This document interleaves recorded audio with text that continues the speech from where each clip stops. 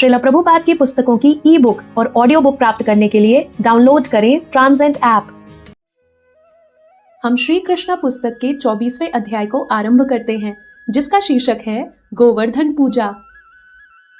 जब श्री कृष्ण तथा श्री बलराम वैदिक यज्ञों को संपन्न करने वाले ब्राह्मणों से बातें करने में व्यस्त थे, तो उन्होंने ये भी देखा कि स्वर्ग के राजा एवं वर्षा के लिए उत्तरदायी इंद्र को प्रसन्न करने के लिए सारे ग्वाले ठीक वैसे ही यज्ञ की तैयारी कर रहे हैं।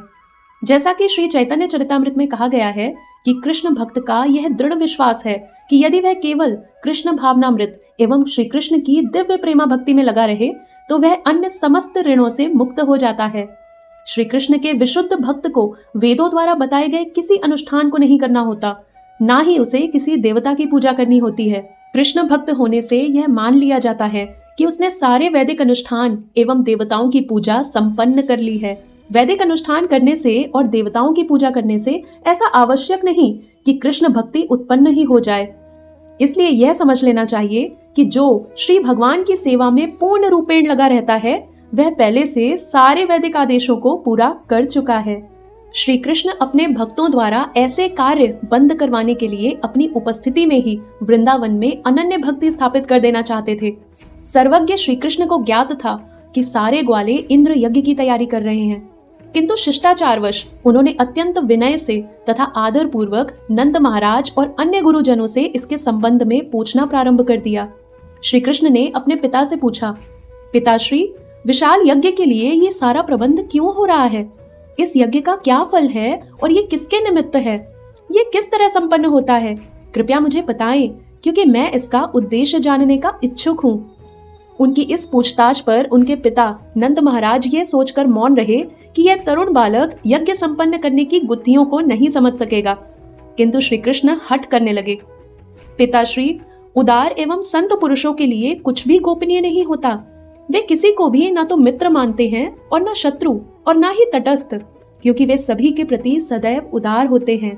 यहाँ तक कि जो लोग इतने उदार नहीं होते वे भी अपने परिवार के सदस्यों और मित्रों से कुछ नहीं छिपाते। हाँ, जो लोग शत्रुता रखते हैं उनसे गोपनीयता बढ़ती जा सकती है, अतः आप मुझसे कुछ भी गोपनीय ना रखें। सारे के सारे मनुष्य सकाम कर्म में लगे रहते हैं। इनमें से कुछ जानते रहते हैं कि ये कर्म क्या है और उन्हें फल का भी पता रहता है। कुछ लोग ऐसे हैं जो उद्देश्य या फल को जाने बिना कर्म करते हैं। जो व्यक्ति पूरी समझ के साथ कर्म करता है उसे पूरा फल मिलता है, और जो बिना जाने ऐसा करता है उसे पूरा फल नहीं मिलता। अतः आप मुझे इस यज्ञ का प्रयोजन बता दें जिसे आप करने जा रहे हैं। क्या यह वैदिक आदेशानुसार है या ये केवल लौकिक उत्सव है? कृपया मुझे इस यज्ञ के विषय में विस्तार से बताएं। श्री कृष्ण से यह प्रश्न सुनकर महाराज नंद ने उत्तर दिया, हे पुत्र, ये उत्सव न्यूनाधिक परंपरागत है। चूंकि वर्षा देवराज इंद्र की कृपा से होती है और बादल उनके प्रतिनिधि हैं, और चूंकि हमारे जीवन के लिए जल अत्यंत महत्वपूर्ण है, अतः हमें वर्षा के नियामक देवराज इंद्र के प्रति कुछ कृतज्ञता प्रकट करनी चाहिए। अतः हम इंद्र को प्रसन्न करने का प्रबंध कर रहे हैं, क्योंकि उन्होंने कृषि कर्मों को सफल बनाने के लिए ही बादलों को प्रचुर वर्षा करने के लिए भेजा है। जल अत्यंत आवश्यक है।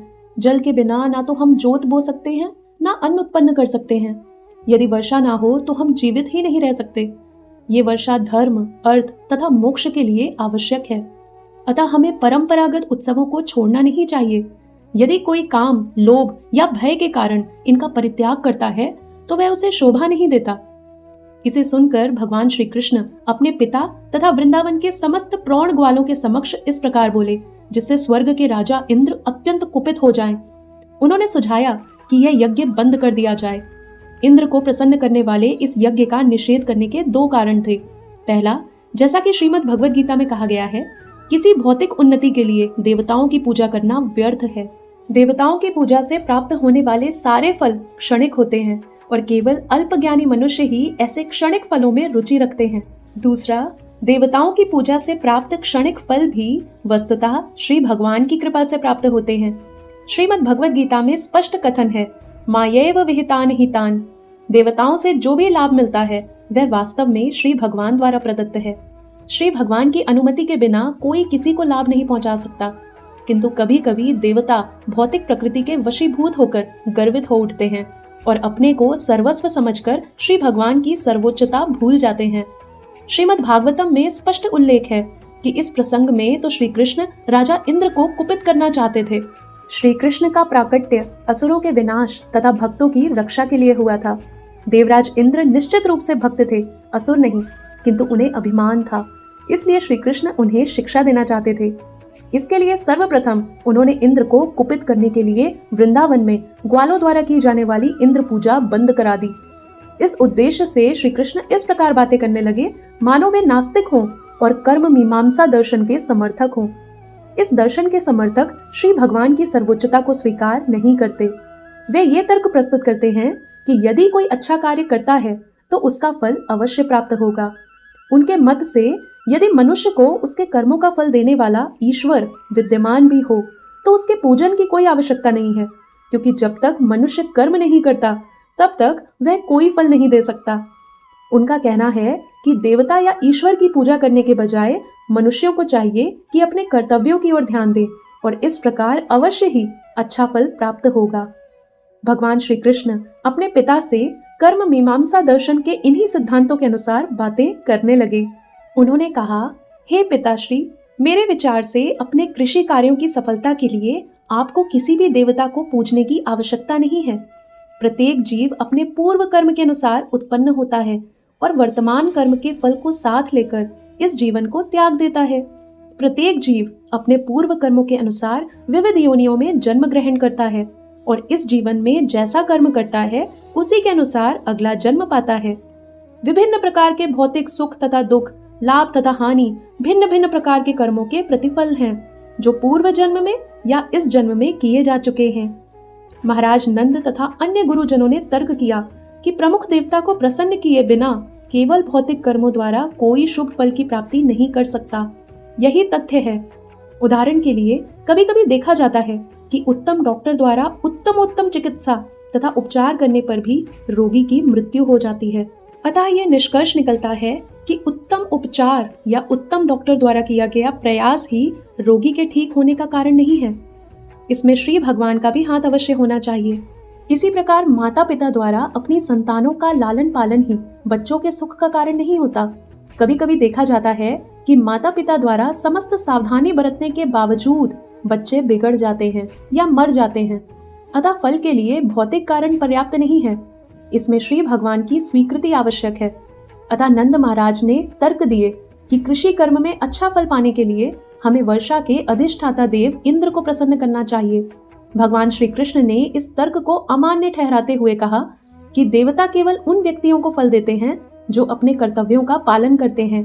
देवता ऐसे व्यक्ति को कभी कोई फल नहीं दे सकते जिसने अपना नियत कर्म पूरा ना किया हो।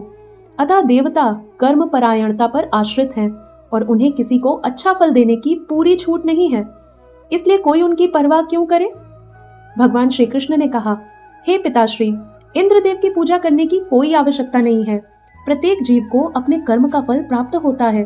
हम देखते हैं कि अपने कर्म की स्वाभाविक प्रवृत्ति के अनुसार हर व्यक्ति कार्यरत हो जाता है और सारे जीव, चाहे मनुष्य हो या देवता, इसी प्रवृत्ति के द्वारा अपना अपना फल प्राप्त करते हैं।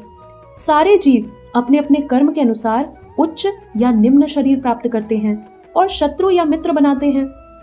मनुष्य को अपनी सहज प्रवृत्ति के अनुसार ही कर्म करना चाहिए और विविध देवताओं की पूजा की ओर ध्यान नहीं मोड़ना चाहिए। सारे देवता समस्त कर्मों के सही कार्यान्वयन से प्रसन्न होंगे, अतः उनकी पूजा की कोई आवश्यकता नहीं है। अच्छा यही है कि हम अपना कर्तव्य सुचारू रीति से करें। वस्तुतः कोई भी व्यक्ति निर्दिष्ट कर्म किए बिना सुखी नहीं हो सकता। अतः जो ढंग से निर्दिष्ट कर्म नहीं करता वह व्यभिचारिणी स्त्री के समान है। ब्राह्मण का उचित निर्दिष्ट कर्तव्य वेदों का अध्ययन है। प्रशासक वर्ग अर्थात क्षत्रियों का कर्तव्य नागरिकों को सुरक्षा प्रदान करना है। वैश्यों का कर्तव्य कृषि, व्यापार तथा गौओं की सुरक्षा करना है और शूद्रों का कर्तव्य है उच्च वर्गों अर्थात ब्राह्मणों, क्षत्रियों तथा वैश्यों की सेवा करना। हम वैश्य जाति के हैं और हमारा वास्तविक कर्तव्य खेती करना, कृषि उत्पादनों का व्यापार, गायों की रक्षा तथा वित्तीय संस्था में लेन देन का कार्य करना है। श्री कृष्ण ने अपना संबंध वैश्य जाति से जोड़ा क्योंकि नंद महाराज अनेक गायों की रक्षा कर रहे थे और श्री कृष्ण उनकी देखरेख करते थे। उन्होंने वैश्य जाति के 4 प्रकार के कार्य गिनाए हैं: कृषि, व्यापार, गो रक्षा तथा बैंक की व्यवस्था। यद्यपि वैश्यगण इनमें से कोई भी कार्य कर सकते हैं, किंतु वृंदावन वासी मुख्यतः गो रक्षा में ही लगे हुए थे। श्री कृष्ण ने अपने पिताजी को आगे भी बताया, यह दृश्य जगत प्रकृति के 3 गुणों सतो, रजो तथा तमो के अधीन चल रहा है। ये 3 गुण उत्पत्ति, पालन तथा संहार के कारण स्वरूप है। बादल की उत्पत्ति रजोगुण के प्रभाव से होती है, अतः वर्षा का कारण यही रजोगुण है। इस वर्षा के बाद ही जीवों को फल अर्थात कृषि कार्य में सफलता मिलती है। तो फिर इंद्र को इस कार्य से क्या प्रयोजन है? यदि आप इंद्र को प्रसन्न ना भी करें तो वह क्या कर सकता है? हमें इंद्र से कोई विशेष लाभ नहीं मिलता। यदि वह हो भी तो वह समुद्र के ऊपर भी तो जल बरसाता है, जहाँ उसकी कोई आवश्यकता नहीं है। अतः हम पूजा करें या ना करें, वह समुद्र तथा पृथ्वी पर जल की वर्षा करता है। जहाँ तक हमारी बात है, हमें किसी अन्य नगर या गांव या विदेश जाने की आवश्यकता नहीं है। नगरों में बड़े बड़े महल हैं, किंतु हम तो वृंदावन के इसी वन में रहने से संतुष्ट हैं। हमारा संबंध गोवर्धन पर्वत तथा वृंदावन से है, अन्य कहीं से नहीं। अतः हे पिताश्री, मेरी आपसे प्रार्थना है कि आप ऐसा यज्ञ करें जिससे स्थानीय ब्राह्मण तथा गोवर्धन पर्वत संतुष्ट हो सके। हमें इंद्र से कोई लेना देना नहीं है। श्री कृष्ण के इस कथन को सुनकर नंद महाराज ने उत्तर दिया, हे पुत्र, जो कि तुम कह रहे हो, इसलिए मैं स्थानीय ब्राह्मणों तथा गोवर्धन पर्वत के लिए एक अलग से यज्ञ का आयोजन कर देता हूँ, किंतु इस समय मुझे ये इंद्र यज्ञ करने दो। किंतु श्री कृष्ण का प्रत्युत्तर था, पिताश्री, आप विलंब न करें। आप गोवर्धन पर्वत तथा स्थानीय ब्राह्मणों के लिए जिस यज्ञ का प्रस्ताव रख रहे हैं उसमें काफी समय लगेगा। अतः अच्छा ये होगा कि इंद्र यज्ञ के लिए आपने जितनी तैयारियां की हैं उनसे तुरंत ही गोवर्धन पर्वत तथा स्थानीय ब्राह्मणों को संतुष्ट कर दिया जाए। अंततो गत्वा महाराज नंद को झुकना पड़ा। तब ग्वालों ने श्री कृष्ण से पूछा कि वे यज्ञ को किस तरह करना चाहते हैं। तो श्री कृष्ण ने उन्हें ये आदेश दिए, यज्ञ के लिए एकत्र किए गए अन्न तथा घी से विविध पकवान जैसे चावल, दाल, हलवा, पकौड़ी, पूड़ी तथा दूध के व्यंजन जैसे खीर, रबड़ी, रसगुल्ला, संदेश एवं लड्डू बनाए जाएं और फिर विद्वान ब्राह्मणों को बुलाकर वैदिक मंत्रों के उच्चारण सहित अग्नि को आहुति प्रदान की जाए। ब्राह्मणों को दान में सभी प्रकार के अन्न दिए जाएं। सारी गायों को सजाकर उन्हें हरा चारा दिया जाए। इसके बाद ब्राह्मणों को दान में धन दिया जाए। जहाँ तक निम्न स्तर के पशुओं या लोगों का प्रश्न है, कुत्तों और चांडालों और अछूत समझे जाने वाले पंचम श्रेणी के लोगों को भी पेट भरकर प्रसाद दिया जाए। गायों को उत्तम घास खिलाकर तुरंत ही गोवर्धन पूजा प्रारंभ की जाए। इस यज्ञ से मैं परम संतुष्ट होऊंगा। श्री कृष्ण के इस कथन में वैश्य जाति की समस्त अर्थव्यवस्था का वर्णन किया गया है। मानव समाज की सभी जातियों में तथा पशु जगत में गायों, कुत्तों, बकरियों आदि में प्रत्येक जीव को अपनी अपनी भूमिका अदा करनी होती है। हर एक सदस्य को संपूर्ण समाज के लाभ के लिए सहयोग से काम करना होता है। इसमें न केवल सजीव पदार्थ अपितु पर्वत तथा भूमि जैसे निर्जीव पदार्थ भी सम्मिलित हैं। वैश्य जाति का विशेष दायित्व रहता है कि समाज के आर्थिक विकास के लिए वह अन्न उत्पन्न करे, गायों की रक्षा करे, आवश्यकता पड़ने पर खाद्य पदार्थों का यातायात करे तथा बैंकिंग और अर्थ को संभाले। इस कथन से हमें यह भी ज्ञात होता है कि यद्यपि कुत्ते और बिल्लियां, जो कि आजकल इतने महत्वपूर्ण हो गए हैं, इनकी भी उपेक्षा नहीं की जानी चाहिए, किंतु गायों की रक्षा कुत्ते बिल्लियों की सुरक्षा से अधिक महत्वपूर्ण है। इस कथन से हमें एक अन्य संकेत यह मिलता है कि उच्च वर्गों को चंडाल या अस्पृश्य की उपेक्षा नहीं करनी चाहिए और उन्हें आवश्यक रक्षा प्रदान की जानी चाहिए। प्रत्येक व्यक्ति का अपना महत्व है, किंतु इनमें से कुछ मानव समाज की प्रगति के लिए प्रत्यक्ष रूप से उत्तरदायी हैं और कुछ अप्रत्यक्ष रूप से, किंतु कृष्ण भावना भावित होने पर हर एक के लाभ का ध्यान रखा जाता है। कृष्ण भावनामृत आंदोलन गोवर्धन पूजा नामक यज्ञ को मान्यता देता है। भगवान श्री चैतन्य की संस्तुति है कि चूंकि श्री कृष्ण पूजनीय हैं, अतः उनकी भूमि वृंदावन तथा गोवर्धन भी पूजनीय है। इस कथन की पुष्टि के लिए श्री कृष्ण ने कहा है कि गोवर्धन की पूजा उनकी पूजा के ही समान है। तब से आज तक गोवर्धन पूजा की जाती है, जो अन्नकूट नाम से विख्यात है। इस उत्सव पर वृंदावन तथा वृंदावन के बाहर के मंदिरों में भी प्रचुर मात्रा में भोजन तैयार किया जाता है और उसे जनता में खुले दिल से बांट दिया जाता है। कभी कभी ये भोजन भीड़ में फेंक दिया जाता है और लोग उसे जमीन से भी उठाकर खाने में प्रसन्नता का अनुभव करते हैं। इससे हम समझ सकते हैं कि श्री कृष्ण को अर्पित प्रसाद कभी दूषित नहीं होता, भले ही वह भूमि पर क्यों न फेंक दिया गया हो।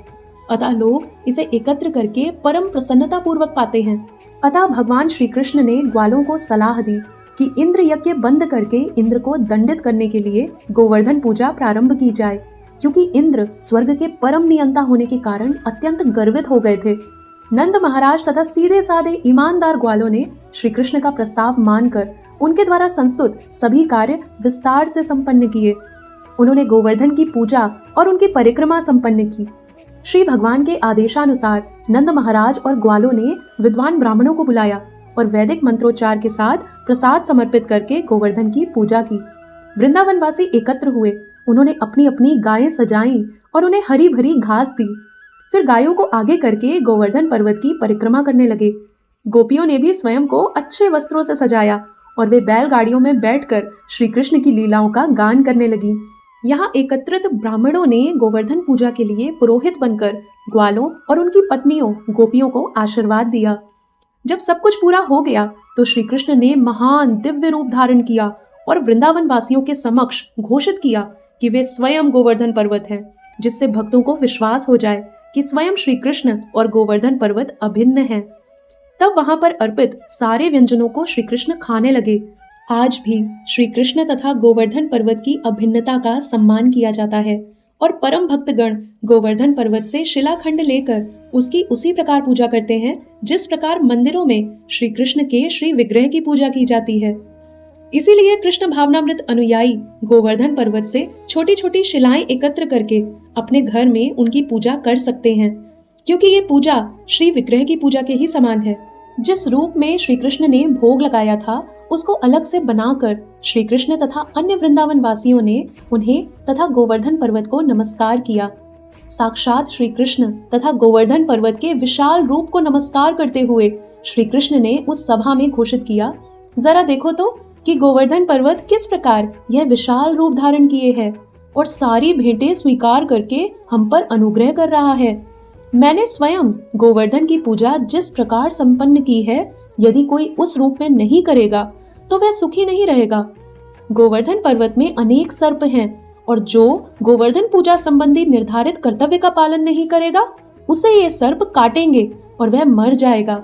गायों तथा अपने कल्याण के लिए विश्वस्त होने के लिए गोवर्धन के निकटवर्ती समस्त वृंदावन वासियों को इस पर्वत की पूजा उसी रूप में करनी चाहिए जैसा मैंने बताया है। इस प्रकार गोवर्धन पूजा रूपी यज्ञ संपन्न करके वृंदावन के समस्त वासियों ने वसुदेव के पुत्र श्री कृष्ण की आज्ञा का पालन किया और बाद में वे अपने अपने घरों को चले गए। इस प्रकार लीला पुरुषोत्तम भगवान श्री कृष्ण के अंतर्गत गोवर्धन पूजा नामक 24वें अध्याय के भक्ति वेदांत तात्पर्य पूर्ण हुए।